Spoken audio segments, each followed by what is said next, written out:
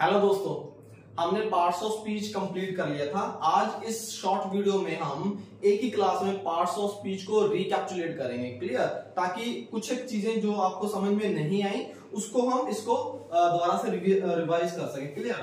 तो parts of speech होता क्या है? It's a way of speaking that I told you clearly in my previous video. ये हमने सभी डिटेल में जो है ना एक्सप्रेस कर लिए थे, लेकिन इसको हम थोड़ा सा ब्रीफली समझ रहे हैं ताकि अगर हमें एक ही लाइन में पूछा जाए, एक स्टेटमेंट पूछी जाए, तो हम उसका क्विक आंसर कैसे कर सके। जैसे फॉर एग्जांपल अगर आपसे पूछा जाए व्हाट इज एडजेक्टिव, तो you can tell this qualifies noun और प्रोनाउन, राइट? तो इस तरह से मैं सोच रहा हूं कि आप लोगों को पता होना चाहिए कि what are the parts of speech and their definitions, right? So come back to the point.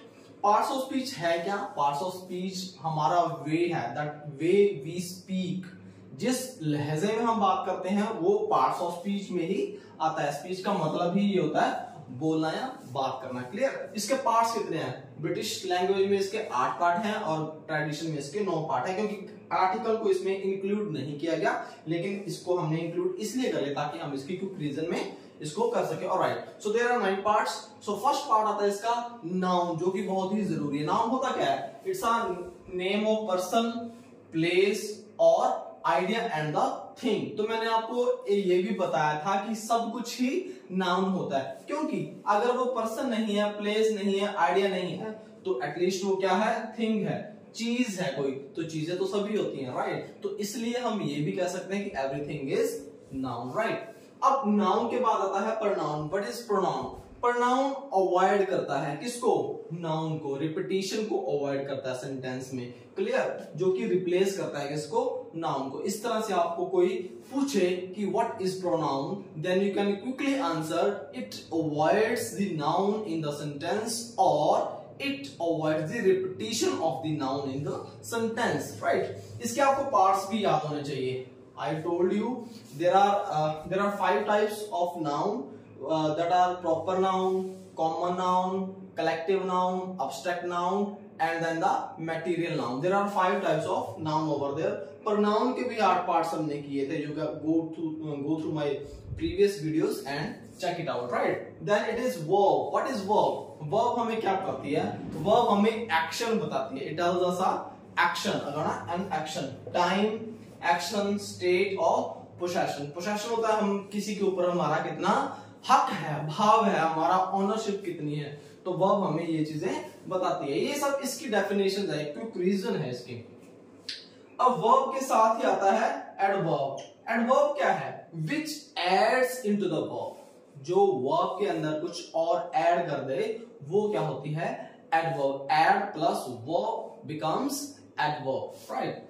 It qualifies verb, adjective, other verb or adds into the verb. I told you adds into the verb. तो ये verb को add करने का काम करती है, जिसकी वजह से इसको क्या बोलते हैं? adverb, right? Then comes adjective. What are the adjectives? देखिए adjective होते हैं विशेषण, जिसको हम हिंदी में विशेषण बोलते हैं। यानी कि किसी नाउन की विशेषता को बताना, वो अच्छा है, बुरा है, ठीक ठीक है, कैसा है, उसकी क्वालिटी क्या है, उसकी क्वांटिटी क्या है, everything we come to know through adjective. It is very important in parts of speech. Adjective क्या क्वालिफाई करता है? क्वालिफाई सिर्फ करेगा वो नाउन को या फिर प्रोनाउन को, ऑब्वियसली, क्योंकि नाउन, अब नाउन का पार्ट ही प्रोनाउन है। अगर मैं कहूं कि Rakesh is a good boy, he is brilliant, तो ही यहां पे क्या है? प्रोनाउन। तो ब्रिलियंट वहां पे क्या था? एडजेक्टिव, यानी कि वो नाउन और प्रोनाउन का क्या बता रहा है? विशेषता बता रहा है, एडजेक्टिव है। Then preposition, pre plus position, जो हमें पोजीशन बताती है नाउन की। सेंटेंस में नाउन की पोजीशन क्या है, कहां पे कोई चीज स्टैंड करती है, स्टेट करती है। जैसे अगर मैं कहूं the book is lying on the table, so on the table, on मतलब पोजीशन बता रही है वो बुक की, एक नाउन की, कि वो कहां पे पड़ी है। I will come tomorrow school sharp at 9 o'clock. So what is at here? At is telling us the time. So there are relationship of noun in the sentence. relationship बताती है किसका? नाउन का हमें सेंटेंस में। Conjunction, देखिए मैंने आपको बताया था कंजंक्शन क्या है? जंक्शन है। ये रेलवे जंक्शन में जैसे 2 से ज्यादा गाड़ियां आती हैं, मिलती हैं और एक दूसरे के साथ कनेक्ट होती हैं, उसी तरह कंजंक्शन भी एक दूसरे को कनेक्ट करता है, मिलाता है दो चीजों को। और वो दो चीजें कौन सी हो सकती हैं? वो या तो सेंटेंस हो सकता है, या फ्रेज हो सकती है, या क्लॉज हो सकता है, या फिर वो वर्ड हो सकते हैं। और ये सिर्फ ऐसा नहीं कि दो ही हैं, दो से ज्यादा भी हो सकते हैं। कंजंक्शन होगा। Then interjection. Interjection is the emotions, हमारे भाव, हमारी भावनाएं जो हम व्यक्त करते हैं, चाहे वो खुशी की हो, चाहे वो गम की हो, चाहे वो सैड हो, चाहे वो एंगर की हो, चाहे वो ईमानदारी के हो। तो जो भी भाव हमारे अंदर, तो भाव सिर्फ मनुष्य के अंदर ही पाए गए हैं। तो जो भाव होते हैं ना, तो जब हम भाव व्यक्त करते हैं तब हम क्या यूज कर रहे होते हैं? तब हम इंटरजेक्शन यूज कर रहे हैं, जो कि 8वां और आखिरी भाग होता है हमारे पार्ट्स ऑफ स्पीच का। लेकिन एक और आता है article, as I told you that's in British grammar. So article क्या होते हैं? There are two types of article, indefinite and definite.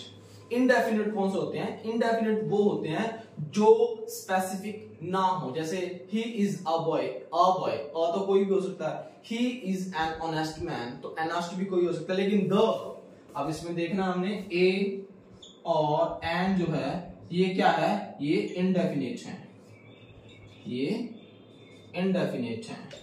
अगर मैं लिखूं द, तो द क्या है? डेफिनिट है। क्लियर? तो ए एंड अन। अब ए जो है ये हमारे कॉन्सोनेंट के साथ लगता है, और एन जो है ये हमारा वोवल के साथ लगता है। लेकिन वोवल के अंदर भी हमें साउंड के ऊपर फोकस करना होता है। ऐसा नहीं कि सिर्फ हमने ए, ई, आई, ओ, यू देख लिया तो वहां पे हम लगेंगे। वो मैंने प्रीपोजिशन में आपको वोवल की क्लास में करवाया हुआ है। You can go through that, you can check it out. Plus में अगर आपको कोई भी डाउट है तो आप मेरी प्रीवियस वीडियोस देखिए, सब्सक्राइब कीजिए चैनल को। इसमें बहुत सी वीडियोस आने वाली हैं। इसमें 9th, 10th, 11th, 12th का जो लिटरेचर पार्ट है वो भी मैं कराने वाला हूं। इसमें आपको फुली सिलेबस मिलेगा 9th to 12th का, इंग्लिश का, literature, grammar, writing, reading, everything you will get in one section, in one channel. That I'll upload these all kinds of videos on my YouTube channel. So be with me every time whatsoever you need help. You can write to me in comment. You can call me as well. I have written my contact number in description box. So just go through this. इसको एक बार revise कीजिएगा। बहुत ज्यादा tough नहीं है। देखिए कोई भी चीज मुश्किल नहीं होती, स्टार्टिंग में मुश्किल होती है, लेकिन धीरे धीरे slowly and gradually it becomes our habit and definitely you get learn English. अगर आपका इंटरेस्ट क्रिएट हो जाएगा ना, तो आपको इंग्लिश बोलने से कोई नहीं रोक पाएगा। ये लैंग्वेज है, सिर्फ इंग्लिश की बात नहीं, कोई भी लैंग्वेज है। जैसे जैसे हम बोलते जाते हैं वैसे वैसे वो चीज हमें आने लगती है, हमें उसका इंटरेस्ट बढ़ता रहता है, और जैसे सीखते रहते हैं that becomes easy for us, right? So I hope कि आपको मेरी ये शॉर्ट वीडियो पसंद आई होगी, क्योंकि मैं चाहता था कि एक ही क्लास में मैं आपको जो पार्ट्स ऑफ स्पीच है वो सारा करवा सकूं। देखिए इसके ये पार्ट्स है, इसको अभी डिटेल में नहीं करवाया, it just a briefly explained, so that if anyone asks you what is verb, you can ask this, you can tell this. If asked what is noun, you can tell this. Right? I have not told you the types of these kind of parts of speech. No, I just briefly explained it. Right? So it must be in your mind. इसकी सारी picture आपके mind में होनी चाहिए, कौन कौन सी क्या चीज है, क्योंकि आगे जो हम क्लासेस करने वाले हैं ना, उनमें इन चीजों का नाउन, प्रोनाउन, वर्ब, एडवर्ब को बहुत सारा यूज आगे होने वाला है। Clear? So thanks for watching my video, subscribe my channel, keep learning, keep smiling. Thank you, जय हिंद।